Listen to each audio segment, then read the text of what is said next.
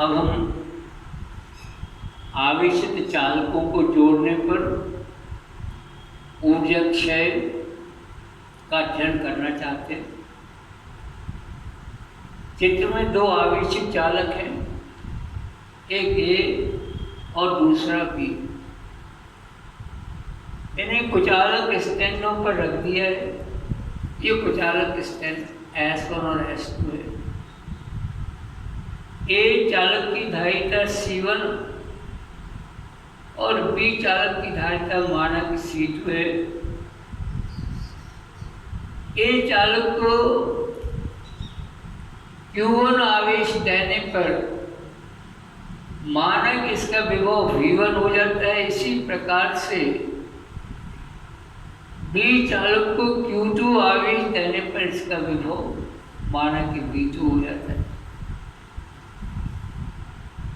ऐसा होगा तो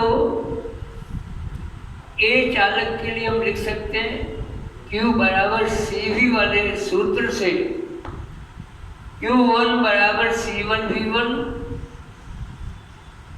और इस चालक की ऊर्जा लिख सकते हम 1/CV² वाले फॉर्मूला से U1 बराबर 1/C1 V1²। इसी प्रकार C2 धारिता के बी चालक, ये बी चालक, इसको Q2 आवेश दिया है जिससे इसका विभव V2 हुआ है। इस चालक पर जो आवेश Q2 है उसको Q बराबर CV वाले फॉर्मूला से Q2 बराबर C2 V2 लिख सकते हैं।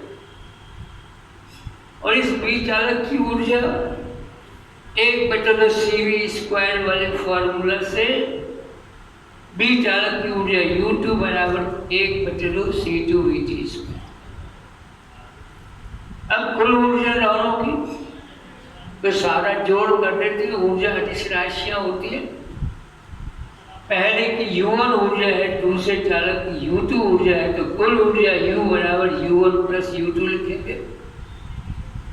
U1 और U2 के मान लिखेंगे तो U बराबर 1/C1 V1² plus 1/C2 V2²। ये अगला समीकरण हो गया, मान लो 5 नंबर का समीकरण।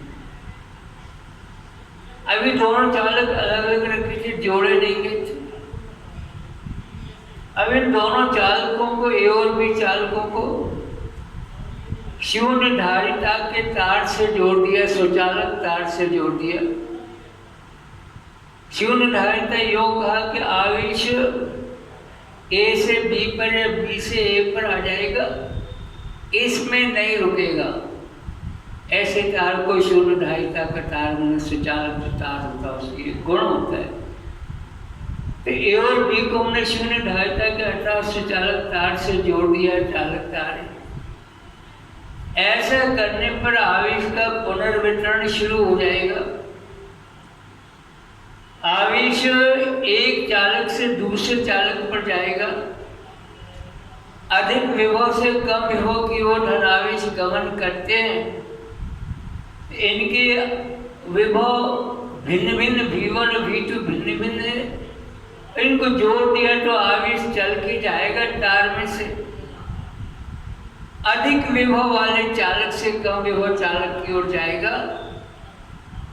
ये आवेशों का आदान प्रदान दोनों चालकों के मध्य तब तक चलता रहेगा जब तक कि दोनों के विभव समान नहीं हो जाते। ये जो समान विभव इसे हमने V से प्रदर्शित किया है, इसे उभयनिष्ठ विभव के नाम से पुकारा। तो जब ये आवेश का पुनर्वितरण हुआ तो माना कि Q1 चालक ए चालक पर Q1' आवेश रहा है और बी चालक पर अब Q2' आवेश है।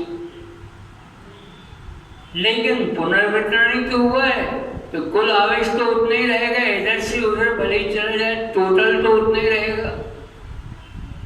तो टोटल उतना ही रहेगा। इसलिए कुल आवेश Q1' प्लस Q2 डैश, इसका मान बराबर होगा Q1 प्लस Q2 के। हम उभयनिष्ठ विभव निकालना चाहते हैं, उभयनिष्ठ विभव V का मान निकालना चाहते हैं। उभयनिष्ठ विभव बराबर कुल आवेश बटे कुल धारिता।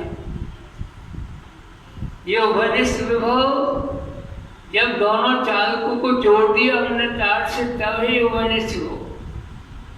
उभयनिष्ठ विभव V बराबर कुल आवेश बटे कुल धारिता, तो V बराबर कुल आवेश। अब कुल आवेश Q1 dash plus Q2 dash है और कुल धारिता तो C1 प्लस C2 ही है,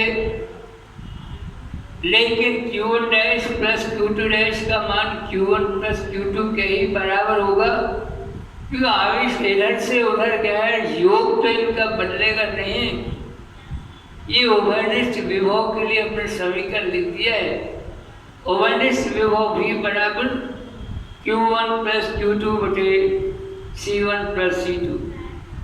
इसी समीकरण को हम यूं भी लिख सकते हैं कि इसमें अगर हम Q1 और Q2 के मान लिख दें समीकरण 1 और समीकरण 2 से, अगर मान लिख देंगे अपन Q1 और Q2 के, तो उभयनिष्ठ विभव आ जाएगा V बराबर C1 V1 plus C2 V2 बटे C1 प्लस C2।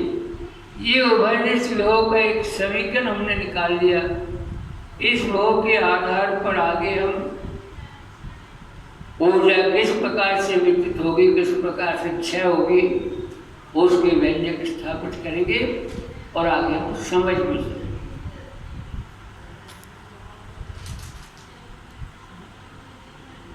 तो हमने उभयनिष्ठ विभव निकाल लिया था। दोनों योजनी चालकों को शून्य धारिता के तार से जोड़ने पर उभयनिष्ठ विभव V बराबर C1 V1 plus C2 V2 बटे C1 प्लस C2। अब दोनों चालकों को जोड़ देंगे तो उनकी कुल ऊर्जा को लिखना है। माना कि कुल ऊर्जा को E से प्रदर्शित करते हैं, तो पहले चालक की ऊर्जा 1/C1 V स्क्वायर हो जाएगी, दूसरे की ऊर्जा 1/C2 V स्क्वायर, तो कुल ऊर्जा E बराबर half C1 V square plus half C2 V square. Half V square common ले लिया हमने, तो E बराबर 1/2 V स्क्वायर ब्रैकेट में C1 प्लस C2। अब ये समीकरण हमने लिख लिया है, तो दो ऊर्जाएं हो गई। चालकों को जोड़ने से पहले इनकी जो कुल ऊर्जा थी आवश्यक चालकों की, वो जो ऊर्जा थी वो 1/2 C1 V1 square plus 1/2 C2 V2 square. और जब इन्हें जोड़ दिया हमने, इनकी कुल ऊर्जा हो गई E बराबर 1/2 V स्क्वायर ब्रैकेट में C1 प्लस। पहले जो ऊर्जा थी जिसे U से व्यक्त करा है ज्यादा ऊर्जा थी, और जोड़ने के बाद जो ऊर्जा बची जिसे E से व्यक्त करा है कम ऊर्जा। अब प्रश्न उठता है कि आखिर ऊर्जा कम कैसे होगी? ऊर्जा तो संरक्षण के नियम का पालन करती, फिर कम कैसे हो गई? तो वास्तव में जब आवेश अधिक विभव वाले चालक से कम विभव वाले चालक की ओर जाएगा, तो शून्य धारिता के तार में से होकर जाएगा। जब आवेश तार में से होकर जाएगा तो तार गर्म होने लगता है।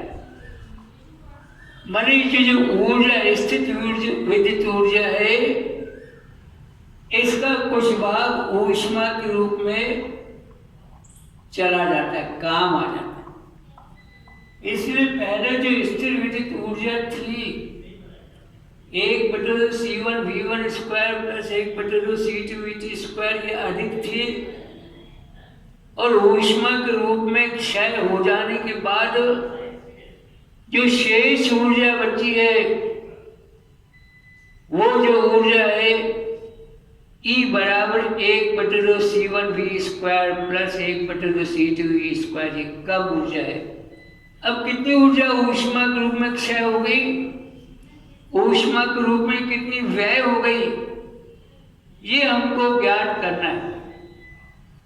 ये ज्ञात करने के लिए हम E में से V को घटा देंगे, E में से V को घटा देंगे, बल्कि उल्टा कहूं मैं कि U में से E को घटा देंगे। U अधिक ऊर्जा है और V कम ऊर्जा है, तो हमको अधिक में से कम माने U में से E को घटा देना चाहिए, तो ऊर्जा क्षय पता चल जाए। ऊर्जा क्षय ऊष्मा के रूप में जो ऊर्जा व्यय हो गई वो पता चल जाएगी। U का मान ये बोर्ड पर लिखा हुआ है, 12C1V1² प्लस 12C2V2², और इसमें से जोड़ने के बाद जो ऊर्जा बची है चालकों की वो घटा देंगे, माने E को घटा देंगे। E का मान लिख दिया हमने देखकर, 1/2V² प्लस C2, तो 1/2 लिखा V² है, लेकिन V का मान हमने निकाला हुआ C1V1 plus C2V2/C1 plus C2। ये जो मान है, ये मान यहाँ पर लिख देंगे हम, तो 1/2V² के स्थान पर लिखा C1V1 plus C2V2² upon C1 plus C2²। आगे हमको इंटू C1 प्लस C2 भी लिखना, वो भी लिखा है। तो C1 प्लस C2 से ये जो वर्ग वाला पद है इसकी एक घात कम हो जाएगी, और अब शेष बची हमारे पास में क्षय ऊर्जा ऊष्मा के रूप में, वो बची डेल्टा E बराबर ½ हो, और ब्रैकेट में C1V1² plus C2V2² bracket close. ये एलसीएम निकाल दिया, C1 प्लस C2 यहाँ आ जाएगा माइनस C1V1 प्लस C2V2², और बचे में C1 प्लस C2, क्योंकि हमने एलसीएम निकाला। अब इस पद को हम हल करेंगे तो हमको ऊष्मा के रूप में ऊर्जा का जो क्षय हुआ है चालकों को जोड़ने पर, वो हमको क्षय ज्ञात हो जाएगा।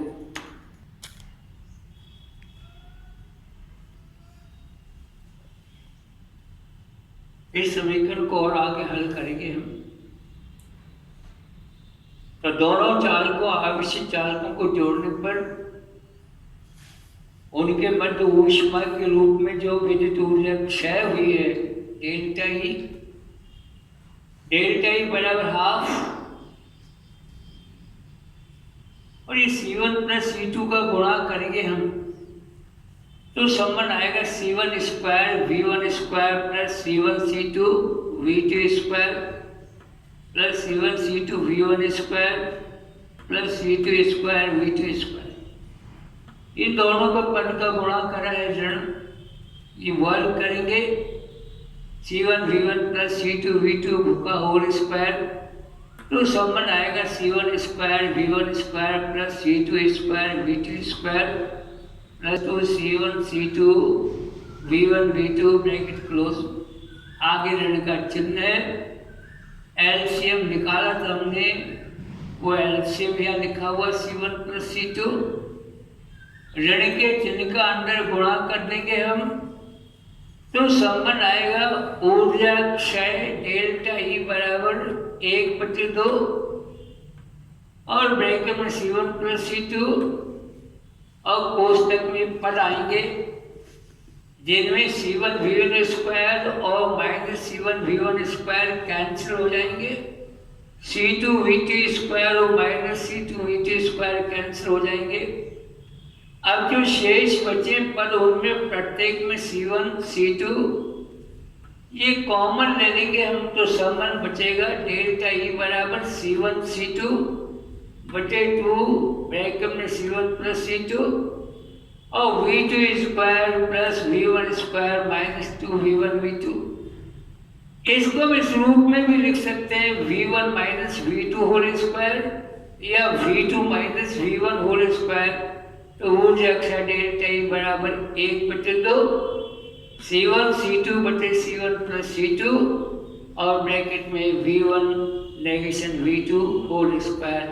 इस समीकरण से हमको दोनों आवेशित चालकों को जोड़ने पर उनके मध्य ऊष्मा के रूप में जो ऊर्जा क्षय हुई है उसकी गणना हो जाती है।